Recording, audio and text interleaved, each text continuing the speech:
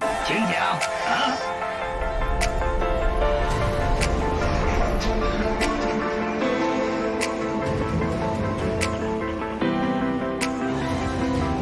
SCV 就绪，入监狱门。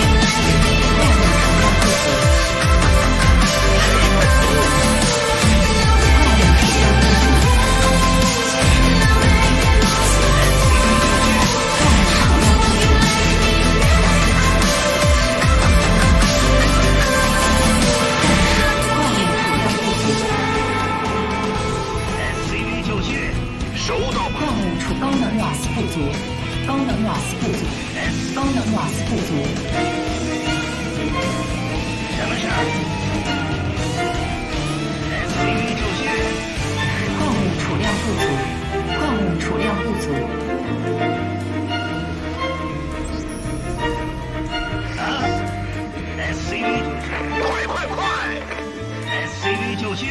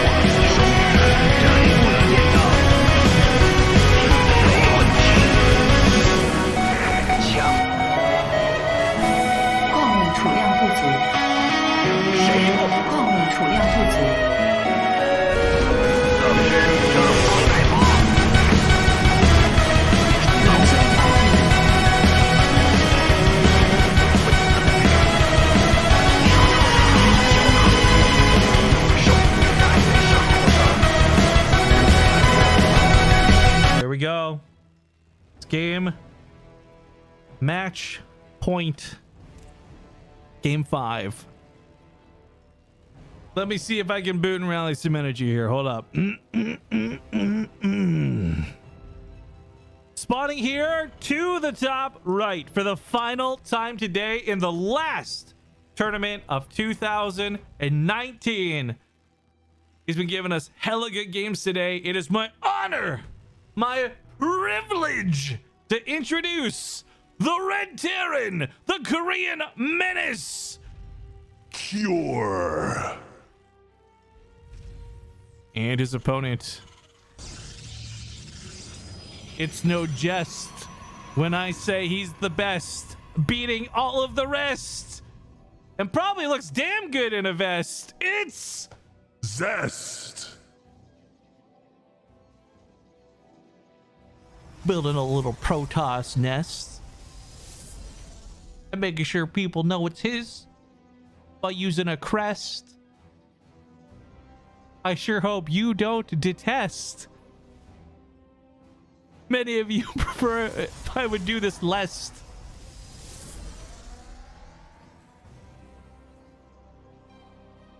Okay, I'll stop being a pest. Cure has an SCV heading out early, but this is not like a proxy early. This is just, I think, scouting and seeing what's going on. In 3 of the 4 games played, we saw Cure go pretty all in. I don't even hate the way that last game went for him. Obviously, he got overtaken towards the end. And if nothing else, I think that last game better explains the first 3. Not wanting to play against that late game, it makes a lot more sense to go for the all-ins. Luckily, though, both Cure and Zest will be paid handsome wages for their time, as without the modification of the additional prize money today, first place was $100 and second place was 75, but more likely that's going to be like 150 and 125 now, I guess. Like I said, I'll do the math off stream so I don't mess up the numbers, but this is kind of a cool move out of Zest, by the way. Cure scouted something that looked a little fishy, 1 pylon. So he started looking around to see what was up. He's looking for and expecting probably like a Stargate proxy or a Robo proxy. But Zest has just done like a mind game kind of a proxy. He puts the Twilight Council over here so it's not scouted, and he starts blink up immediately. I think what will work out maybe in a little bit. Oh, yeah, Cure's on paranoid mode. He's got a missile turret coming up in the main right away. Not what he wants. And that Reaper, what was running away from the Adept, the way Zest was handling it, he really didn't want to push the Reaper south. Because if he did, he would have seen this. And if he saw this, he would not be building this. It's unfortunate that Cure has misread the situation in this last game. But at the same time, so cool that Zest pulled this off, and successfully too. As this Reaper goes down, this will probably never be scouted. Now for Cure, what's kind of funny is if he aims towards an all-in, like if this is going to be +1s and this really fast timing, he's actually going to have a lot of raw damage to fight against Stalkers with. And without Stim, Stalkers win, no question. But with Stim, Marines and Marauders win, no question. So while this is not going to be aided by much, like there's no factory, there's no medevac, I think Cure's just going up for a big all-in again. I think that'll be the case, especially in response to realizing what's going on. But it's specifically the lack of factory that's making me really suspicious of this. The 3rd barracks coming down. I'm not saying he's going to pull the boys, but all evidence in this entire series leading up to this point, plus what's going on in this game, makes me think he's going to pull the boys and just try to crush Zest as an early timing. I like this turret, though. This one I'm kind of snarking at because he didn't need it. This one's good, though, in case there were DTs. But also, there tends to be observers that float into the natural and sit there for some time. This would maybe allow him to catch that. Oh. Okay, that just got scouted. And for Zest, seeing a factory only just get started is one thing. He saw 2 Tech Lab barracks. He knows there's Marauders coming. Cure also, like, he knows that he's coming, And I know that that's really comical and funny to say, but this also kind of triggers the push. I don't know if Cure intended to move out right this second, but he's kind of forced to, because if he waits too long, Zest will accrue defenses, shield batteries, you name it, and be able to hold off this attack. Timing is of the essence. Plus one weapons is done though, which is great. Concussive Shell is not the case though, so we can't catch the stalkers. Exceptionally frustrating trying to push across the map and have Zest do what he's doing. I mean, this is handled really well. Zest should be picking off units. Focusing a single Marine, focusing a single Marauder, all for the cost of just shields, which he'll regenerate while he backs away. Cure has to push forward, but he can't afford to stim too much. He doesn't have medevac support for this. I like that he stims a small section of units. If any concussive shells actually land on the stalkers, he'll get kills. Yep, that's a dead stalker. At this point, he may be best set just to go for the third. I don't know if Zest put this down as bait or not. This kind of feels like bait. This kind of feels like he wants Cure to attack this instead of push into him. But one Colossus, not enough to deal with the Marauders. Two might be. Hey, Dr. Cashew. Welcome back. What? Great resub message, man. So look, I think Cure wanted to push, and I think that there's a lot of really dumb I knew that you knew that I knew going on in this game. So Zest handled that pretty perfectly. Cure disengaging was really smart too. So not overcommitting and losing everything and having this game end in 7 minutes or less. He's going for a third.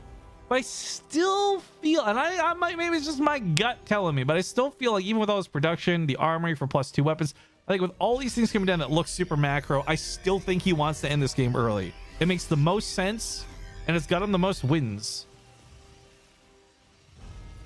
Thank you. I appreciate your support of my messages. I'm glad I could help you. I could sponsor your what?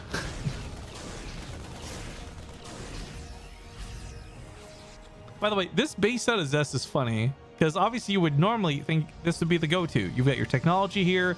You would want to protect this as well as the base. But by taking it northwards, it actually makes the map a little bit more linear for Zest, if that makes sense. Because there's no ramps connecting here to here. And even if you go down this way, there's only really one path of attack, and that's from like the north/northeast. If Zest takes a third base down here, Cure could split himself south and north, making it a little bit more difficult for Zest to keep up. I'm not going to say that this is a new go-to third. I just think that it makes sense why he would take this base. Ghost Academy finishes up, and the Phoenix sees it too. Oh, that's so annoying. Cure can't get away with anything in this game. Everything he tries to do is getting scouted.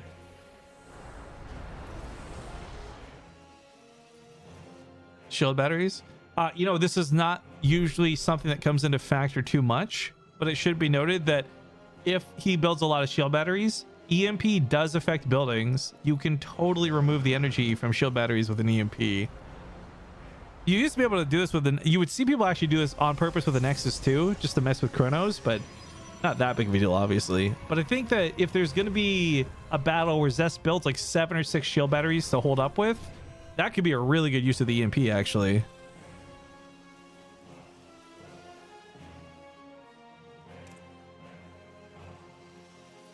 I was just typing to ask if EMP works on building. Thanks. Hey, I got you, man. See, unfortunately, I sometimes get a little fearful that a lot of what I say is recycled garbage. Because let's be honest, how many times have you guys heard me repeat myself on a cast, right? But I try to speak as if the majority of people are tuning in for the first time, or the majority of people aren't diehard StarCraft fans. So I don't know. I'm self-aware. I sometimes get annoyed by listening back to my own cast and like, hey, Rifkin, how many times you get to talk about, you know, this same thing happening again and again and again? But hey, as long as once in a while someone out there like Quemador appreciates it, I think it's worth being annoying.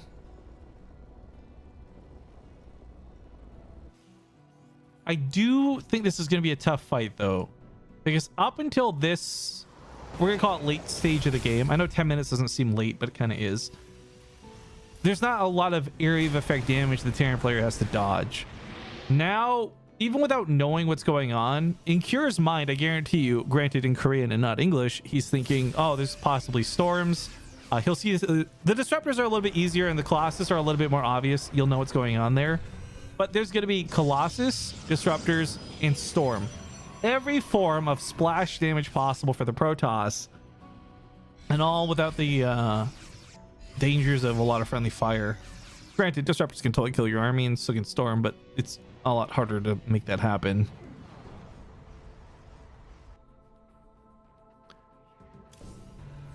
I do like the double starports though. Viking control is going to be very, very valuable. There's not that many stalkers in play. It's totally possible that the Vikings get to snipe off the Colossus before there's a real fight, or at least one of them. And then once they win the battle, they can land on the back lines. And we already saw this happen once today. Vikings landed can kill a disruptor before its shot detonates, thus canceling the attack. So I think there's a lot of value in these Vikings, and I want to see more of them. I really like that Kier's investing in the air weapons as well, because that will of course make his ground attacks even stronger for the Vikings. Hey, Nanohertz just cheered 500 bits. Thank you. Clean shaven by choice. No, you know what? Have your bits back. I don't want no skin having, chin wearing loser donating bits in my chat. Just kidding, of course. Thanks, man. I get such a bad case of baby face. Like, there's that chub. I'm fat, right? But it's just like, I'm just a fucking big fat baby when I shave. The disruptors, with 2 of them on cooldown, might trigger the attack to go. Oh god, there's so many zealots over here. Lift the depots! Lift the depots, Cure! Cure, lift the depots! Oh no, they've been into production! He tried to lift the depots, came too late. Splits his forces because he knows there's multiple attacks coming in. But between the planetary and a small force here, he should be okay. It's mostly trying to deal with these zealots before they get too much damage done. With the Tasia versus Patience series, I highlighted the frustration of losing add-ons. That was definitely something that I think Cure was very worried about. So it makes sense for him to react as such. But that being said, he did lose 18 SCVs, which hurts because he wasn't exactly on 100 TY styles before the attack began. So being put down to 58 SCVs doesn't feel great. His economy, they've been going back and forth by the looks of it, but it's definitely going to be favoring Zest for the next few minutes. Another huge squad of zealots down here to the south, but this one's going to get seen by the drop. It's been really wild watching the new zealots. I know a lot of people are definitely missing that bonus 8 damage, but the speed they have is insane. Look how fast they just actually move as fast as stimmed units all the time. I'm not saying that's balanced or imbalanced or anything. It's just wild to look at because it's just not how zealots have been. This is like a Brood War zealot more than a StarCraft 2 zealot now. I think in terms of like a direct battle, the zealots are a little weaker, but in terms of like control of the game, they're stronger because they can give chase to anything. Nothing outruns them, man. Except for like maybe Zerglings on creep type thing.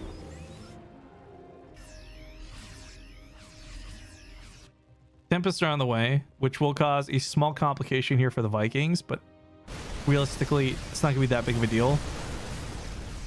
The weapon upgrades for Terran Vikings are really powerful. Vikings, they don't just have the one shot, they attack twice, so they get double the benefit from upgrades. Okay, repairing the top of the ramp here is very important. Buying time now for the army to respond. Zest's gonna try and take advantage of this, but oh my god, how many EMPs just went out? Doesn't even matter, the army got annihilated. Zest luckily though has a huge bank, so replacing these units will not be very difficult at all. Meanwhile, despite dedication, oh my god, the SCVs are heroes. They're body shields, but the Marauder still dies. As long as the tech labs and stuff don't get compromised up here, this is fine. It's annoying, but it's fine. Ghost going forward, EMP the Templar, nice moves. More Templar to the south, the EMP gets the EMP. Nice, big denies on those storms. Those storms are terrifying for the Vikings. Without the storms, the Vikings get to be part of the fight. But realizing the Colossus come in, he chooses to leave them on the ground because Viking damage is so good on the ground that it actually destroys the Colossus. Are you kidding me? That's unreal. Now he's gonna kill the Nexus. A base, of course, Possessed is down here to the south, so it's not the end of the world to lose this base. But damn if that wasn't stupid watching the Vikings. Cure has absolutely